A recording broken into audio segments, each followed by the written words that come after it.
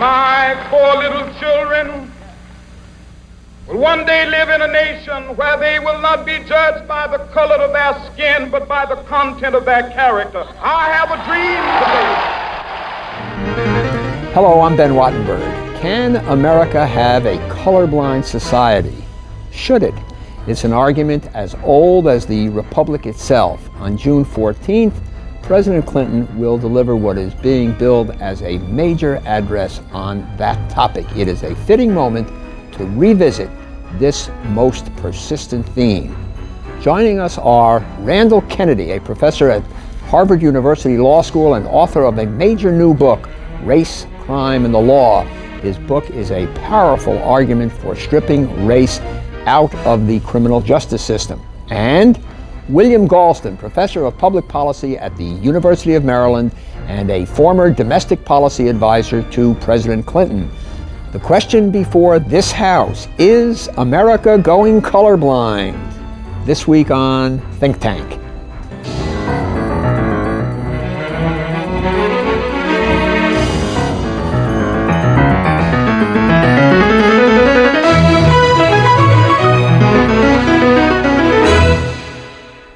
In November of 1996, Californians passed Proposition 209, the California Civil Rights Initiative, CCRI.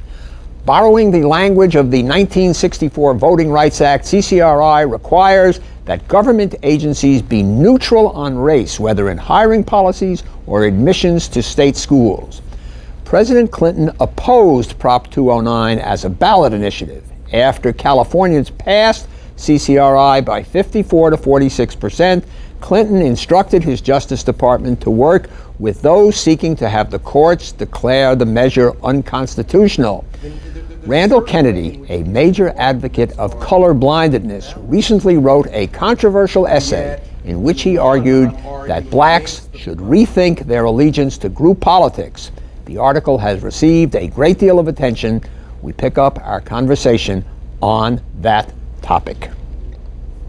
Randy Kennedy, you wrote a cover story in the Atlantic recently called My Race Problem and Ours. I wonder if you could tell us what that was about. My essay in the Atlantic is a critique of the idea of racial pride and racial kinship. It's a critique of the idea that let's take myself. I asked the question at the beginning of the article, should I have more affection for black people than for other people? And my answer is, on a racial basis, should I, as a matter of sort of a feeling of racial kinship, feel closer to black people than other people? And I answer no. You inherit your race. It's accidental. You happen to have white skin, you happen to have black skin. I think people should have pride in their individual accomplishments, not in whatever status they happen to occupy.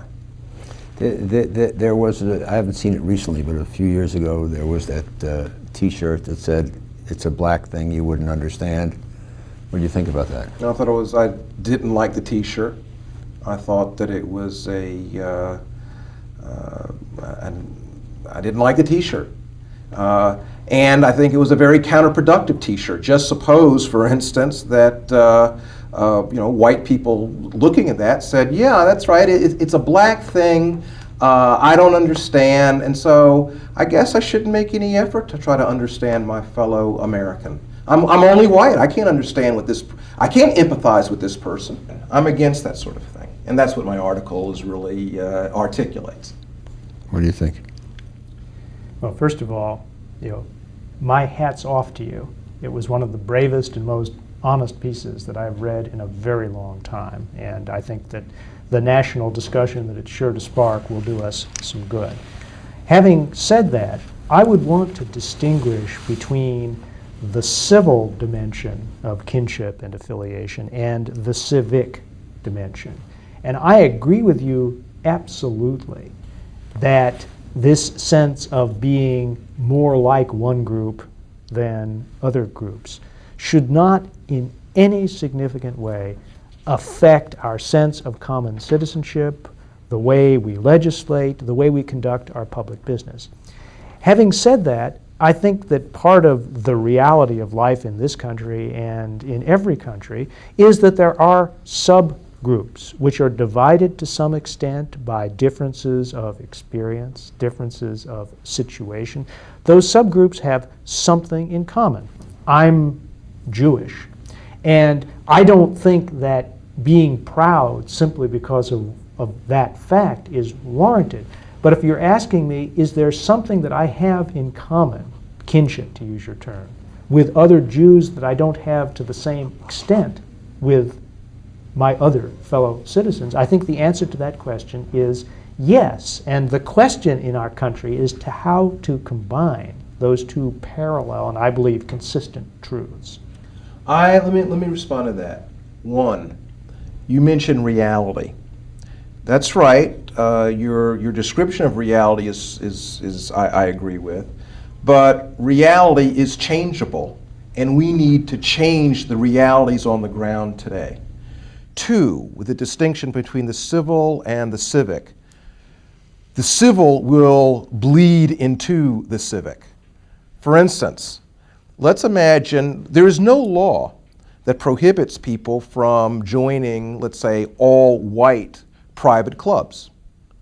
Our law allows people to get together in truly private all-white clubs, or for that matter, truly private all-black clubs, or what have you. Now imagine if somebody belongs to an all-white private club. That's private, it's lawful, and this person then wants to become, and this person is a candidate for a judgeship. I'm going to say, hold it. It's lawful. I'm going to tell you what his first line is going to be. He says, "Why I was leading the charge in that club to get it to open up." That's 14C subparagraph 3 in the Politician's Handbook. But go ahead. But right. the point is, Right. I am, I think, going to legitimately be apprehensive about the capacity of this person to all of a sudden be a sort of a different person with, black robes on than this person in their private club. It's lawful. It's part of reality as it is currently existing in our society. We ought to change the reality. What did you I want to change the conception of who we are, so that when somebody says to me, when a black person says "my people," I want the black person to mean my American people. I want the white person to mean black people when he or she says "my people." I don't want there to be racial boundaries around our What did you affections. think of the Million Man March? I was very critical of the Million Man March. Because It was an instance, an episode of racial boundary making, racial mobilized politics. I think that's poison for our society. what about Bill Galston's point, though, about affinity for shared experience? I mean, if Bill is Jewish and I'm Jewish, we have a certain shared experience. It doesn't mean that we're keeping you out of the conversation, but there are things we can probably talk to. You can that we might even have a hidden T-shirt that says it's a Jewish thing. You don't understand. What is? I mean, don't black people in America, given certainly in this country with this history, tragic history often, have a shared kinship to relate to, so that without it being exclusive and saying no whites allowed, you'll never understand, get out of my face. I mean, but isn't the natural evolution of human relationships going to put black people in a march or in a club or in a fraternity or whatever? If people want to, I want people to freely associate. And there's nothing wrong with black people freely associating. That's fine. My criticism is my point is that there should be no expectation and certainly no pressure pushing people to feel that it is right for a person's skin color to be the signal that tells you that you should feel more affection for them. It's this racial signaling, this immediate racial signaling that I want to impede. New topic. We recently had this perhaps seminal vote in California, Proposition 209, that, as I read it, at least did nothing more than restate the 1964 Civil Rights Act and a part of the 14th Amendment, which said, "Thou shalt not discriminate." Were you in favor or against?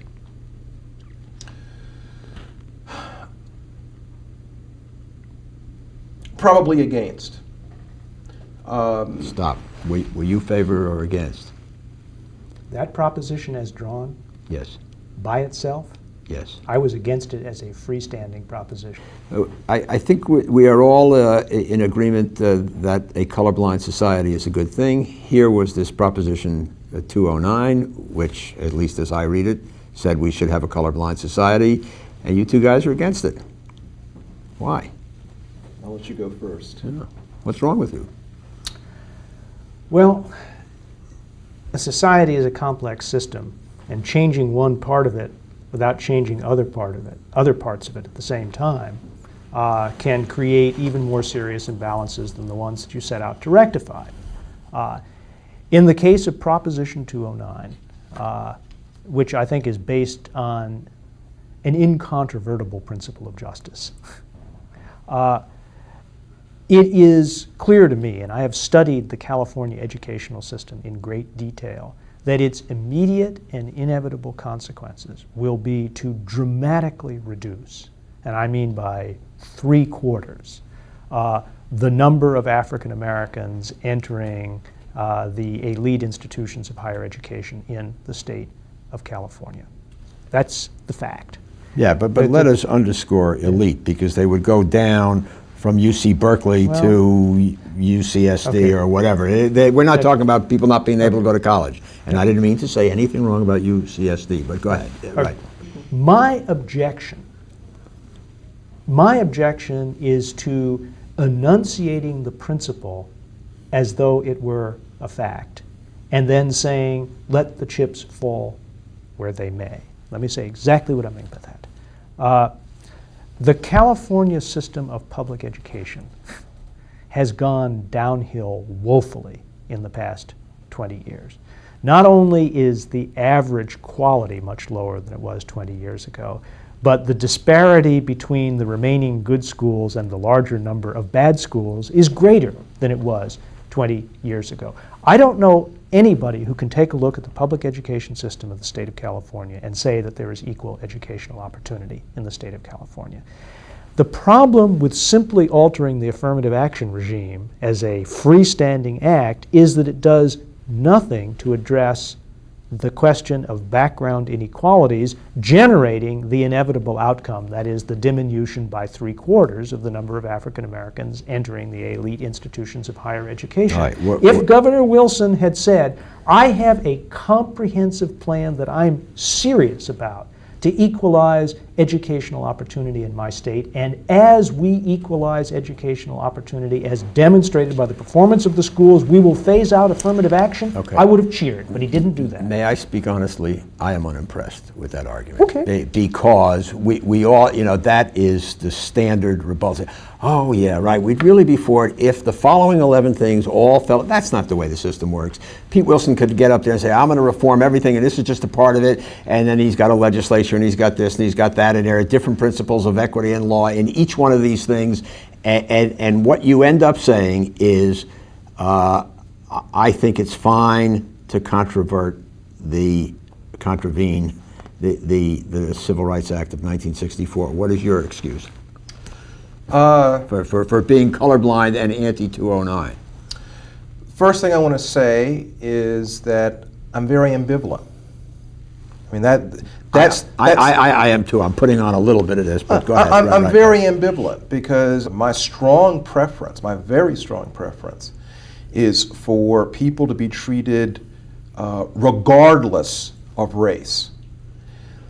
Now, so affirmative action seems to poses a problem for me, and I'm just going to say that. Yeah, let's make a distinction, because I think we're all making it sort of automatically that everybody here is for affirmative action of the outreach type, and let's get everybody in and advertise the positions. We are talking about when affirmative action goes over some invisible line where it starts to look like preferences or quotas, and we can argue about where that line is. That right? That's what we're talking about. Well, when you say affirmative action, is that right? That is, but I want to add one thing, because often people, and I'm going to turn it on you, often people who are very critical of affirmative action say, well, of course I'm in favor of outreach. Right. And of course, outreach is still taking race into account. It's a mini type of affirmative action. Right. But to answer your question directly, I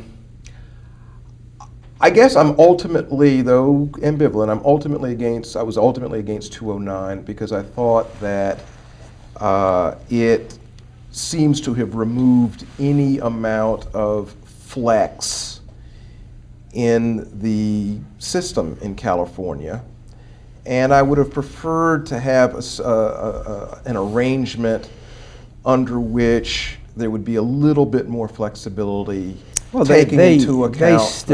They still would have and could have and do take account of class, which would end up putting disproportionate numbers of blacks from the lower socioeconomic rungs into better schools. So it's not as if there's no flexibility.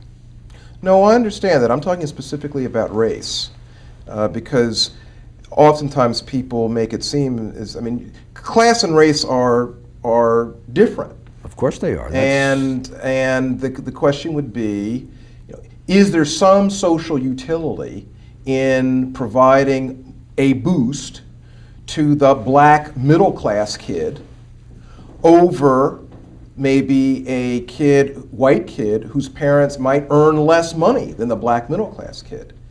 And under the circumstances that obtain in our society now, I think there's an argument to be made, depending again on a variety of circumstances, that there's a reason to give the boost to the black middle class kid. But the way the way you phrase that, it is clear to me that you easily understand why the parents of that white middle class kid would go bananas. Oh, I understand that, and what makes this and with some merit. Yes. And in fact, what makes this all the more ironic, me saying this, is the same sort of arguments that could be made in favor of the police taking race into account in putting that question mark over blacks could be made for affirmative action. There's a certain way in which these two arguments are completely analogous. Yet, in one, I'm arguing against the taking race into account, and on the other, I'm seeming to argue a somewhat different story. Yeah. There's a real tension there. I may not be right in my position, but I think my position is at least arguably consistent. Because I think I am willing to take race into account to some extent in both of those areas. And the reason for that, you use the phrase, Randy, and I think it's a very revealing and important one, social utility. There is a deep philosophical discussion, as you know, about the relationship between the promotion of overall social utility on the one hand and looking at justice in individual cases on the other. And it may be that when you look at the question of doing justice to individuals, you'll be led to one set of policy conclusions, and if you look at the overall issue of promoting the long-term well-being of the society as a whole, you may be led in a somewhat different direction. Quite frankly, I find myself torn between those two sets of considerations because... Let me interrupt here. Okay, neither of you would have voted for 209. You would have thought about it, but neither of you would have voted for 209. 209 passed, moderate margin, was it 52-48, 53-47, something like that, after a very well-publicized campaign, at which point your boss, your then boss, or you may have left by then, but your former boss, President Clinton, allowed the Justice Department to join a suit which said that Proposition 209 was unconstitutional. Now, it is one thing to say, I was for 209 as a political matter, you're against 209 as a political matter, but is there any rationality whatsoever to say that the 14th Amendment and the Civil Rights Act of 1964, I mean, arguably the two great acts of jurisprudence in the last couple of centuries, that those acts are unconstitutional? Is there an argument to be made for that? I'm going to let the Harvard Law Well, professor that's give the what long fine. answer, Yeah, but yeah. let me give the Yeah. short one. I think I think we have to get back into the habit in this country of distinguishing between policy matters and constitutional matters. Right. And I find it implausible on its face that there is a constitutional bar to doing what the electorate of the state of California okay. chose. And we can have, as you say, a debate about the policy, right, but I do right. not think Okay. that this can be resolved constitutionally, and Well, shouldn't be. Well, we're in agreement. No, I did not think that there was any good argument for saying that Proposition 209 was unconstitutional. Can I just make a point, though? Please. And it sort of echoes a point that you made earlier. I tell you, with respect to 209 and affirmative action in general, I might have a different view. I might be willing to say I'm against affirmative action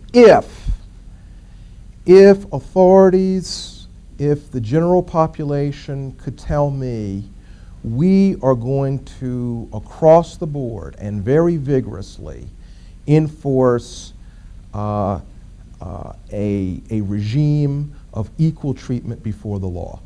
That is to say, if I could get equal treatment before the law in the criminal justice area and all the other areas of American society, if I could be assured of a vigorous enforcement of that norm, I would give up my claim. Is it possible that the thing that is hurting racial amity most in this country is that we're talking too much about it? Would it be good to go into a decade or say, hey, listen, there's plenty of opportunity around. It may not be perfect, as you point out, but we made a lot of progress. Let everybody tend to their business, because this constant drumbeat on it is of not you nor you, but people saying this is racism, that is racism, and the converse is, all they want to do is talk about race. Is that counterproductive now?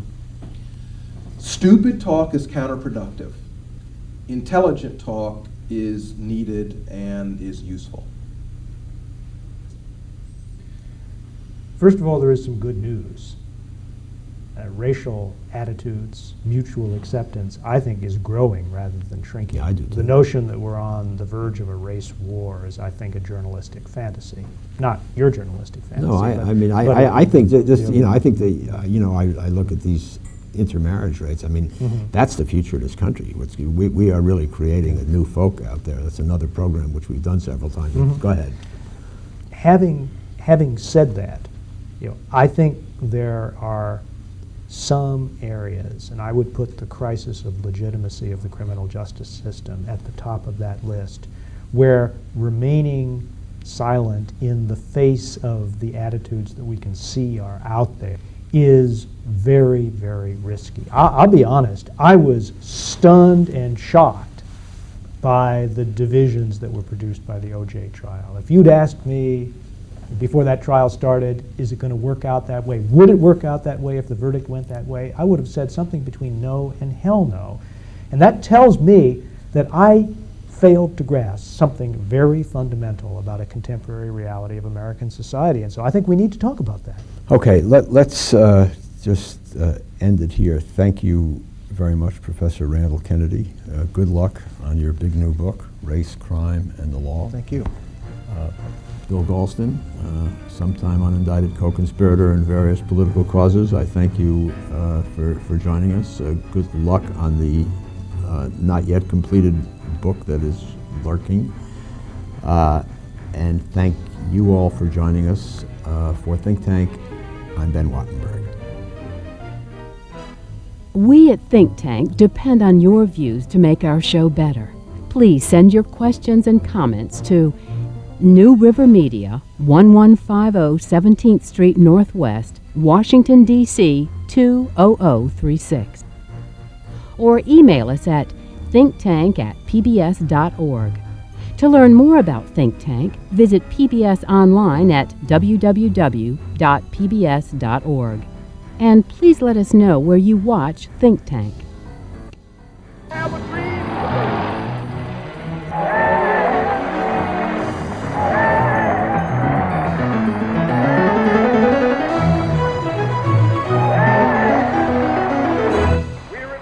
This has been a production of BJW Incorporated in association with New River Media, which are solely responsible for its content.